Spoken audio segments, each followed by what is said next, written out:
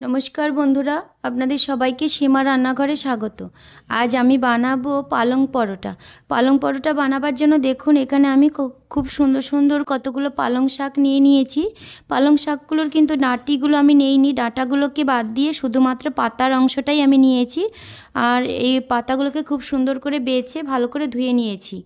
पालंग परोटार संगे देब शुधुमात्र एकटु अल्प एकटु धनेपाता नियेछि आर एकटु काँचा लंका और एकटू आदा कुचि। तो सम्पूर्ण निरामिष भावेई आमी करबो एई पालंग परोटार रेसिपिटा।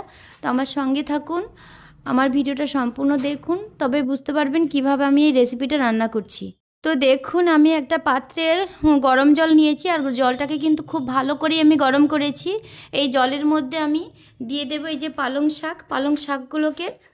तो पुरो पालंग शाकटा आमी गरम जले दिए दिएछि। एखन आमी गरम जले भालो करे डुबिए देब पालंग शाकगुलोके। डुबिए दिए शुधुमात्र 2 मिनिट आमी एइभाবে गरम जले डुबिए राखबो और ढाका दिए देब आमी ऊपर थेके। तो 2 मिनिट परे आमी पालंग शाकेर जे ढाका दिएछिलाम सेई ढाकाटा तुले निচ্ছি 2 मिनिट परे। तो देखुन पातार कालार पालंग शाकेर पातागुलो किन्तु खूब सुंदरभावे गरम जलेर संगे नेतिয়ে गेছে। এখন এইগুলোকে আমি গরম জল থেকে তুলে ঠান্ডা জলে ভিজিয়ে দেব। তাতে করে যে পাতার যে সবুজ ভাবটা, এই সবুজ ভাবটা সুন্দর সবুজ থাকবে, ডিচ কালার হয়ে যাবে না, কালারটা ফ্যাকাশে হয়ে যাবে না। এখন আমি গরম জল থেকে তুলে ঠান্ডা জলে পালং শাকগুলোকে ভিজিয়ে দিয়েছি। তো এইভাবে যেই জলটায় ভিজিয়েছি সেই জলটা আমি ফেলে দিয়ে আরবার আমি ঠান্ডা জলে চুবিয়ে রাখবো 2 মিনিট ধরে। আমি ঠান্ডা জল একবার চেঞ্জ করে আমি আরেকবার ঠান্ডা জলে ভিজিয়েছি, এইভাবে রেখে দেবো 2 মিনিট। জলে ভেজানো হয়ে গেছে 2 মিনিট। এখন আমি ঠান্ডা জল থেকে পালং শাকটাকে তুলে একটা মিক্সির জারে নিয়ে নেব আর জলটাকে কিন্তু খুব ভালো করে ঝরিয়ে নেব যেন একটুকুও জল না থাকে পালং শাকটায়, সেইভাবে করে। তো দেখুন জল ঝরিয়ে আমি জলটা সম্পূর্ণ ভালো করে চিপে ফেলে দিয়েছি। এই পালং শাকটার মধ্যে এখন আমি দিয়ে দেব ধনেপাতাটা দিয়ে দিয়েছি। এখন দিয়ে দিচ্ছি আমি কাঁচা লঙ্কা আর আদা।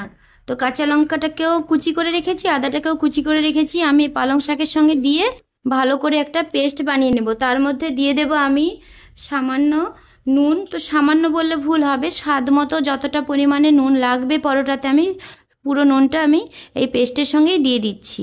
এখানে আমি 1 চামচের থেকে একটু বেশি নুন দিয়েছি। দিয়ে দেব চিনি। চিনিটা আমি এখানে 2 চামচ দিয়েছি। দিয়ে দেব সামান্য একটু জিরের গুঁড়ো, দিয়ে দেব সামান্য একটু নারকেল কোড়া। তো নারকেল কোড়াটা আপনাদের মানে পছন্দ মতো, যদি পছন্দ করেন তাহলে দেবেন, আর যদি পছন্দ না হয় দেবেন না। তো এখন আমি এই সমস্ত কিছুকে একসঙ্গে ভালো করে পেস্ট করে নেব। এখন আমি পালং শাকটাকে যে সমস্ত কিছু দিয়ে সঙ্গে বেটে নিয়েছি, আর দেখুন কালারটা কিন্তু খুব সুন্দর হয়েছে আর সবুজ কালারটা কত ডিপ হয়েছে দেখুন। তো যেইভাবে করে গরম জল থেকে ঠান্ডা জলে ভিজিয়ে আমি পালং শাকটাকে রেডি করেছি, এইভাবে করলে কিন্তু সবুজ ভাবটা ভালো থাকে, নষ্ট হয়ে না যায় না।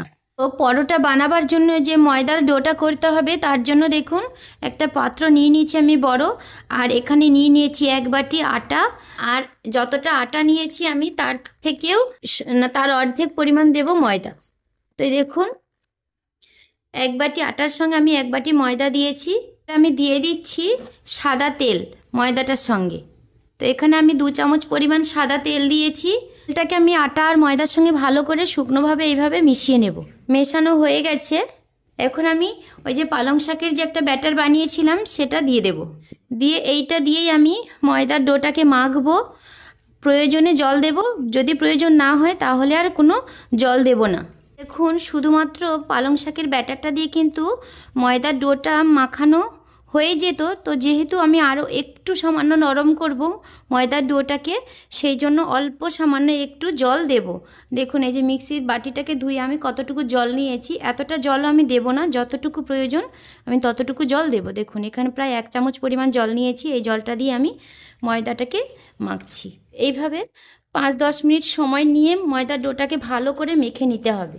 ময়দার ডোটা যতটা ভালো মাখা হবে পরোটাটাও কিন্তু খুব সুন্দর হবে আর নরম হবে, খেতেও কিন্তু খুব ভালো হবে। তো দেখুন ময়দার ডোটা কিন্তু আমি মেখে রেডি করে নিয়েছি। এখন আমি এটাকে ঢাকা চাপা দিয়ে রেখে দেব 5 মিনিটের জন্য। তো দেখুন 5 মিনিট হয়ে গেছে। 5 মিনিট পরে আমি ঢাকাটা তুলে দিচ্ছি। 5 মিনিট পরে ঢাকাটা তুলে দিচ্ছি আর দেখুন কত সুন্দর নরম হয়েছে। তো এখন আমি এই ময়দার ডোটাকে ছোট ছোট করে লেচি করে নেব, যেমন করে আমরা লুচি ভাজার জন্য লেচি করি, ছোট ছোট লেচি, সেরকম করে ছোট ছোট করে লেচি করে নেব। এইভাবে ছোট ছোট করে লেচি করব। তো আমি সবকটা লেচি করে নিই, তারপর আপনাদের আবার দেখাবো। ছোট ছোট করে আমি লেচিগুলো করে নিয়েছি। এখন আমি কি করব, এই যে দেখুন একটা রুটি বেলার চাটু নিয়ে নিয়েছি, এটার মধ্যে অল্প করে ময়দা দেব, দিয়ে এই একটা করে লেচি নিয়ে এইভাবে পাতলা পাতলা করে রুটির মতো বেলে নেব। তো এরকম পাতলা পাতলা করে আমি রুটিগুলোকে বেলে নিচ্ছি। আর একটা থালা নিয়েছি, তার মধ্যে রাখবো। রাখার আগে আমি দিয়ে দেব অল্প করে ময়দা। এইভাবে একটা করে লুচি বেলে নেব পরোটার জন্য। আর দেখুন আমি আরেকটা বাটিতে একটা ব্যাটার বানিয়ে নিয়েছি। এখানে ময়দা আর সামান্য সাদা তেল দিয়ে আমি একটা ব্যাটার বানিয়েছি, এই যে পরোটাগুলো বানাবো তার মধ্যে ব্যবহার করব। তো এইভাবে আমি সমস্ত রুটিগুলোকে বানিয়ে নিই, তারপর আপনাদের আবার দেখুন। পরোটার রুটিগুলো আমি বেলে নিয়েছি। তো এইভাবে আমি 5-6টা রুটি বেলে নিয়েছি। এখন কি করব, একটা পরোটাকে এইভাবে নেব, আর উপর থেকে আমি ওই যে ময়দা আর সাদা তেল দিয়ে যে একটা ব্যাটার বানিয়েছিলাম সেইটাকে এইভাবে রুটিটার উপরে লাগিয়ে দেব। লাগিয়ে দিয়ে উপর থেকে আমি আরেকটা রুটি এইভাবে দিয়ে দেব ওটার উপরে। এইভাবে একই পদ্ধতিতে লেয়ার বাই লেয়ার প্রত্যেকটা রুটি আমি দিয়ে দেব। দেখুন প্রত্যেকটা রুটি কিন্তু আমি এক লেয়ার বাই লেয়ার দিয়ে দিয়েছি, দেখুন। তো এখন আমি এই যে বেলন দিয়ে এইভাবে আলতো হাতে বেলে নেব। তো দেখুন কত বড় করে বেলে নিয়েছি রুটিটাকে। তো এখন আমি এইভাবে ভাঁজ করে দেব, ভাঁজ করে দিয়ে এইভাবে বেলে দেব। এইভাবে ভাঁজ করব, এইভাবে বেলে দেব। এইভাবে দিয়ে আমি আবারও রুটিটাকে বেলে বড় করে নেব। বড় করে একটু বেলে নিয়েছি আমি আবারও। এখন এইটাকে এইভাবে ভাঁজ দেব, আর এইটাকে এইভাবে ভাঁজ দেব, দিয়ে এরকম করে একটু বেলে নেব। হয়ে গেছে। এবারে এটাকে আমি ছোট ছোট পিস করে নেব। সবকটার পিস করে নিয়েছি। এখন এইগুলোকে সাইডে রাখবো। রেখে দিয়ে এই যে এই পরোটাটাকে আমি বেলে নেব।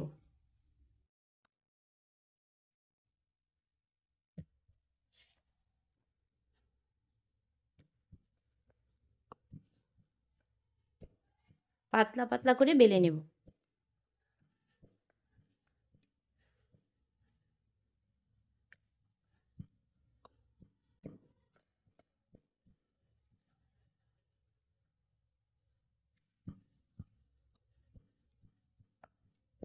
এইভাবে আমি সমস্ত পরোটাগুলোকে বেলে নেব।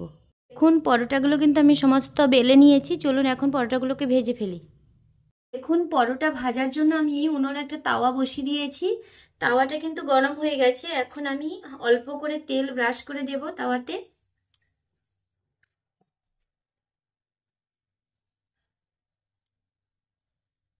তেল ব্রাশ করে দিয়েছি। এখন আমি একটা করে পরোটা তাওয়াতে দিয়ে দেব। পরোটাটা দিয়ে দিচ্ছি। গ্যাসের ফ্লেমটা মিডিয়ামে করে দেব।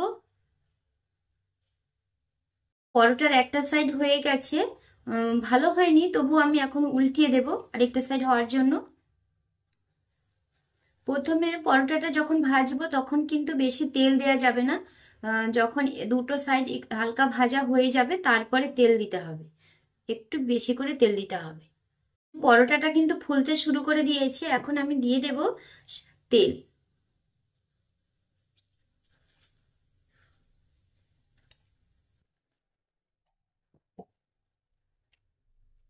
তেলটা দিতেই পরোটাটা কিন্তু আরো খুব সুন্দর ফুলে যাবে।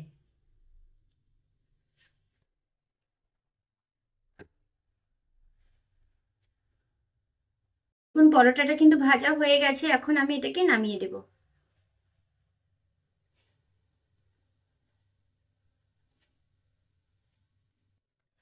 একইভাবে আমি সমস্ত পরোটাগুলোকে ভেজে নিই, তারপর আবার দেখাবো।